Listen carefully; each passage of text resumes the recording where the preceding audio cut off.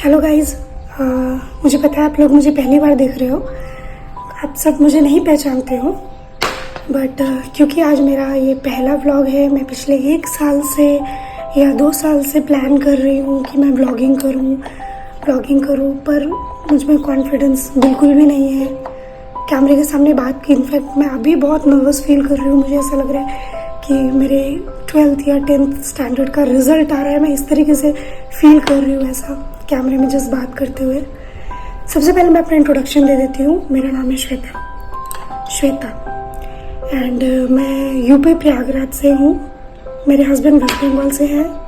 मेरी उम्र है 30 इयर्स और मैं करीब 8 सालों से जॉब कर रही हूँ एज सेल्स एग्जीक्यूटिव। बहुत सारी कंपनीज के साथ मैंने काम किया, जिम फील्ड में, फिटनेस फील्ड में, हेल्थ फील्ड में। बट पिछले 8 सालों में मुझे कोई रिजल्ट नहीं मिला। मतलब लाइफ बस चल रही है सर्वाइवल मोड पर। और मैं आज बहुत ज़्यादा परेशान थी 4-5 दिनों से ही, क्योंकि इस जॉब में मैं ये नहीं कह रही कि जॉब बुरा है। आई एम ग्रेटफुल, क्योंकि मेरे जॉब की वजह से ही मैं मेरे शौक पूरे कर पा रही, मेरे फैंसी ड्रेसेस, मेकअप जो भी है। बट क्योंकि मैं बाहर रहती हूँ, मैं अभी पुणे में रहती हूँ, मेरे पेरेंट्स प्रयागराज में रहते हैं, तो उनको लगता है कि शायद मैं एक बहुत फैंसी, बहुत हाई फाई लाइफ जी रही हूँ। मेरे फ्रेंड्स को भी ऐसा लगता है। तो मैं आज अपनी रियलिटी से ये वीडियो में आप लोगों को दिखाने के लिए नहीं, पर ये मैं अपनी जर्नी, शायद आप एक ऐसे इंसान की लाइफ का विटनेस बनने वाले हो जो या तो अपनी लाइफ में हार जाएगा या तो कुछ कर लेगा। शायद बहुत सारे बिजनेस आइडियाज़ कोशिश कर रही हूँ प्लान करने की, क्योंकि बहुत इन्वेस्टमेंट करने के लिए भी मेरे पास बहुत ज़्यादा पैसे नहीं हैं। हार्डली मंथली का सैलरी आ जाती है जो भी, उससे घर का रेंट है। मेरे हस्बैंड भी करते हैं, हम दोनों मिलकर करते हैं। घर का रेंट है, ग्रॉसरी है, फिर अपने एक्सपेंसेस है, यार फैमिली भी है, उनके लिए भी कुछ करना पड़ता है। तो आज मैं आपको अपने घर का, जिसमें मैं रेंट में रहती हूँ, उसका टूर दे रही हूँ। सबसे पहले मैं ये बर्तन धोने वाली हूँ, ठीक है। उसके बाद ये मेरा घर है जहाँ पे मैं रेंट पे रह रही हूँ।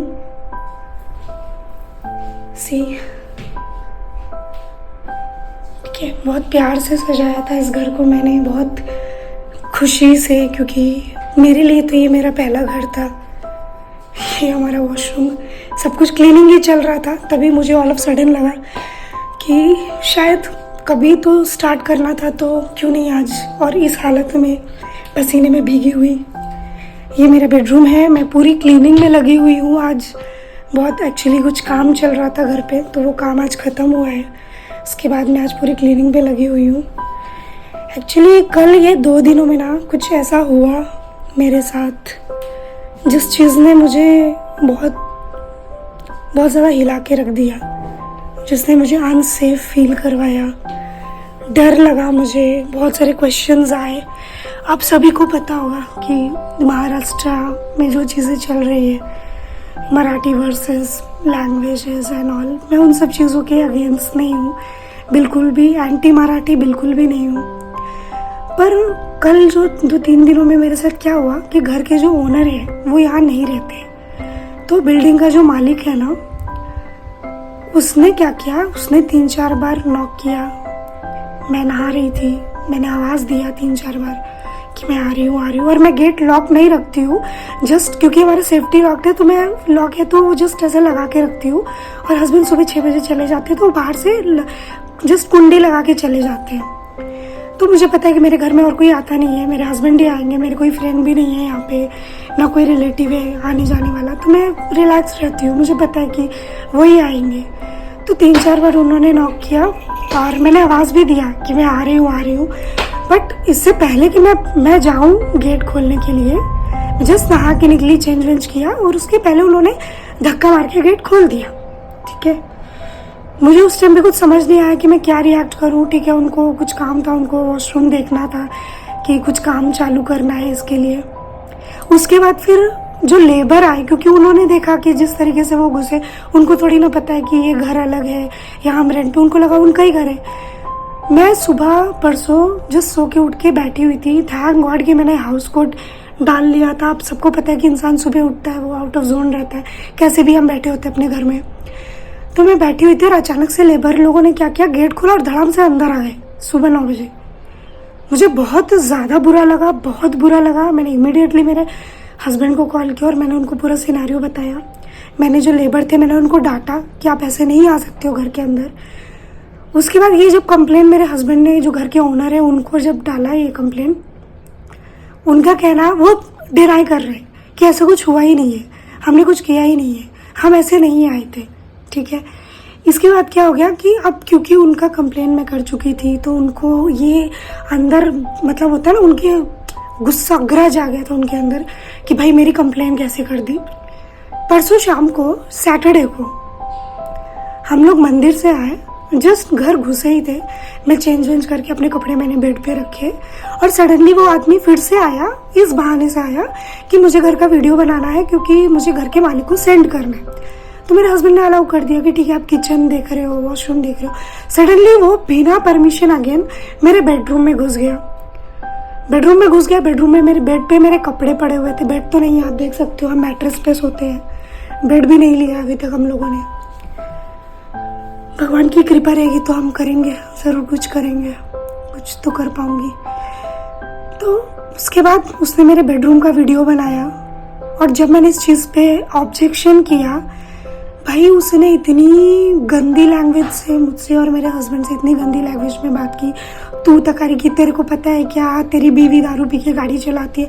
भाई दारू पी के का मतलब, यहाँ पे बाहर ये लोग क्या करते हैं, दारू वारू पीते हैं, पता नहीं वो करते हैं या कोई और करता है, ये बॉटल्स पीछे फेंक देते हैं। ठीक है, पीछे किसी का खेत है वहाँ फेंकते।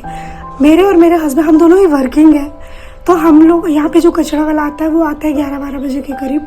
तो पॉसिबल नहीं हो पाता है कि हम कचरा देने जाए, तो हम लोग क्या करते हैं, पूरा 1 वीक का कचरा कलेक्ट करते हैं और संडे को सुबह हम वो डंप करके आते हैं। पर उनके अकॉर्डिंगली क्या है, वो बोल रहे हैं कि हम दारू पीते हैं, बॉटल्स हम पीछे फेंकते हैं, हम कचरा बाहर फेंकते हैं। और भाई उसने हद कर दी। जब उसने, फिर मुझे लगा कि भाई क्यों ना मैं मालिक से बात करूं, क्योंकि मालिक उसका जीजा है। मैंने मालिक से बात करी, उसका मालिक मुझे बोलता है, मैंने मालिक को बोला कि आप एक काम करो सर, क्योंकि हमने कभी किसी से बदतमीजी नहीं करी, मेरे हस्बैंड भी कभी किसी से तू तकारी तुम भी करके हम लोग बात नहीं करते, हम हमेशा आपसे ही बात करते। मैंने बोला सर आप एक काम करो, फोन में बात नहीं होगी, आप सामने आ जाओ, हम बैठ के बात कर लेते हैं। उनका रिप्लाई, भाई मैं तो शॉक्ड रही कि भाई अगर घर का मालिक ही ऐसा बात कर रहे हैं तो वो क्या करेगा। वो मुझे बोल रहे तू पागल है क्या, तेरे को अकल है क्या, मैं इधर आऊँगा क्या बात करने के लिए।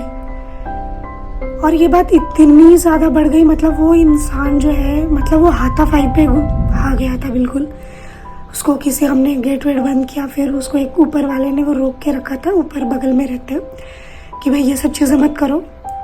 तो मेरा भाई क्वेश्चन ये है कि क्या आप इस चीज़ को, आप जो महाराष्ट्रन बोलते हो, मराठा हो, आप बोलते हो हम मराठा है, क्या ये आपका आइडेंटिटी है? आप इस तरीके से अपनी आइडेंटिटी लोगों को बताते हो, ये पहचान है मराठा की? मुझे तो नहीं लगता।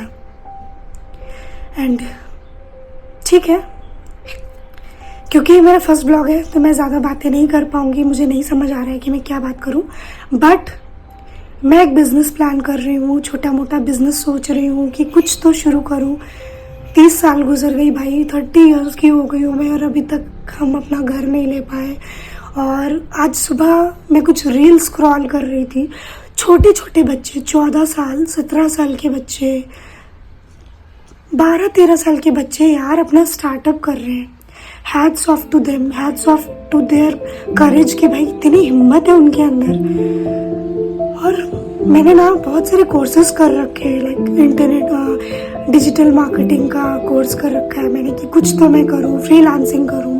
मेरा हस्बैंड बार बार मुझे बोलता है कि यार तूने इतने कोर्स कर रखे हैं, तो उसको यूज़ क्यों नहीं कर रही, तू काम क्यों नहीं कर रही है। पर मैं उसको कैसे ये समझाऊँ कि भाई मुझे जॉब भी करना पड़ रहा है, मुझे जॉब करना पड़ेगा, और मैं जॉब करना है, मुझे घर भी संभालना है, मैं कैसे करूँगी मैनेज। उसके लिए यार टाइम चाहिए, मतलब फुल टाइम देना पड़ेगा, मुझे उस चीज़ को लेकर बैठना पड़ेगा तब जाके। और वो भी एक रिस्क है कि भाई मुझे जॉब कंप्लीटली छोड़नी पड़ेगी, उसके बाद ही मैं कुछ कर सकती हूँ। अभी के लिए मैं सिर्फ आप सबको इतना बोलूँगी कि प्लीज़ प्यार दो मुझे, मेरे वीडियो को। ये मेरे पहला YouTube का वीडियो मैं शूट कर रही हूँ। अगेन ये वीडियो वायरल होने के लिए नहीं है। आप एक ऐसी जर्नी का विटनेस बन रहे हो जो कि 30 साल की लड़की तो नहीं बोलूँगी मैं, 30 साल की लड़की हूँ। 30 साल की लड़की के आप विटनेस बन रहे हो लाइफ का कि भाई या तो मैं सच में अब कुछ कर लूँगी। मैं कोशिश कर रही हूँ बहुत सारे छोटे, आप लोगों के पास भी अगर छोटे छोटे आइडियाज़ हैं जो मैं इम्प्लीमेंट कर सकती हूँ, बहुत छोटा मोटा भी अगर यार कुछ आइडिया हो कम से कम इन्वेस्टमेंट में, प्लीज़ आपके आइडिया शेयर करो। मे बी वो आइडिया मेरे काम आए, और मेरे काम ना आ सके तो किसी और के भी काम आ सकते हैं इस वीडियो के थ्रू। प्लीज़ प्यार दो मेरे वीडियो को। मुझे मेरे देख रहे हो मैं यार, मैं कितना ज़्यादा बात भी नहीं कर पा रही हूँ मैं ठीक से, इतना नर्वस फील कर रही हूँ मैं। प्लीज़ प्लीज़ प्लीज़, भगवान तो है मेरे साथ, महादेव प्लीज़ हेल्प करो, रास्ता दिखाओ, कुछ तो करो। मैं घर तो चेंज कर रही हूँ, यहाँ से हम अगेन एक रेंट के घर पे जा रहे हैं, पर यार मतलब फील करा दिया उस इंसान ने कि अगर आपके पास, आई एम सॉरी यार, ये पहला वीडियो में भी उस इंसान ने मुझे ये फील करवा दिया कि अगर आपके पास अपना घर नहीं होता है तो आप कैसे कैसे चैलेंजेस आपको देखने। I am so sorry.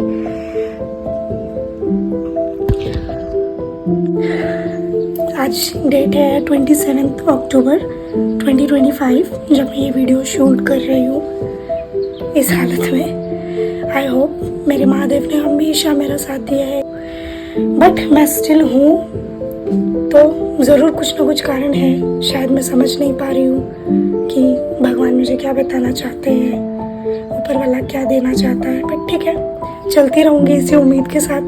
जब जैसे आज तक चल रही हूँ, अभी तक चल रही हूँ, बहुत कुछ पाया है मैंने। ग्रेटफुल हूँ मैं, जो भी है मेरे पास उसके लिए बहुत ग्रेटफुल हूँ, क्योंकि मुझे पता है बहुत सारे लोग ऐसे हैं जिनका ये लाइफ भी एक सपना होता है कि लोगों को बाहर जाना है, अपनी सिटी से, स्टेट से बाहर जाकर रहना, काम करना, इंडिपेंडेंट स्ट्रॉन्ग बनना।